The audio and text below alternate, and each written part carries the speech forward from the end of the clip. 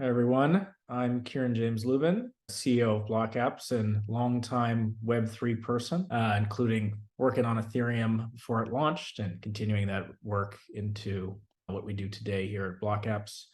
But I said answer a couple questions, and I'll just start doing that in no particular order with what is the dumbest question you have ever been asked about blockchain and Web3? So one thing immediately came to mind when this question was posed, and it's not actually really a dumb question, but it sort of is a category error.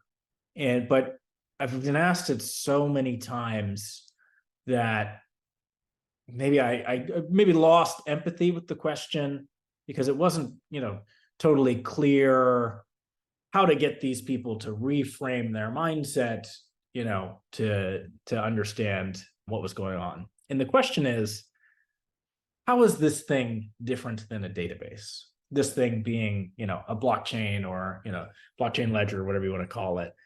And there's some truth that, it is a database, right? But the mindset that you have to be kind of coming from is sort of like, I guess you're imagining like a bank where, every row is some kind of transaction or account balance or something. And, the database sits within the bank's walls. And, in a sense that I guess is similar to what blockchains do. But it sort of misses the whole distributed, decentralized nature of the tech. And, in a way, blockchains are sort of a governance innovation. Like they let a bunch of people do a thing together that wasn't previously achievable because you couldn't let someone in and edit your database, whereas it makes, the system such that a whole bunch of people can share it and yet not mess each other's stuff up, so to speak.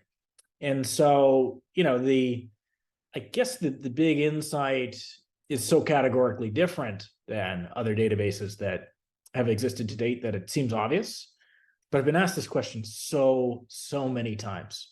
So, at that point, I would call it the dumbest question, merely because of the repetitions. Who have been your mentors or major influences in your Web3 journey? We haven't spoken in some time, probably first and foremost, Vitalik, and just like being involved with Ethereum. And it's still a weird case study. We did a bunch of videos about it, which I guess we can link, where I'm still not sure if some of the craziness in how the Ethereum project came together was a feature or a bug. A lot of it was definitely features, but there were certain excesses that probably were bugs, but the project had so much momentum behind it. It did actually deliver technically, et cetera, et cetera. I had the mind share and the delivery at the right moment, and it worked sort of really well. So really learned a lot from that experience. And, it's sort of like a lightning in the bottle moment. Obviously, my dad, Joe-Lubin, was involved too. And, we worked sort of as part of and then closely with Consensus for some time over here at Block Apps. And it was kind of, so Consensus was definitely like more structured in its operations and attitudes than Ethereum was, but also had some of the kind of similar, especially in the early days, chaos of the culture. And again, it seems to have worked quite well. And I'm still not sure if it was a bug or a feature. I think like the kind of the open source attitude, the willingness to experiment, without all that much of a multi-year plan sort of thing was kind of right. Like I think my mindset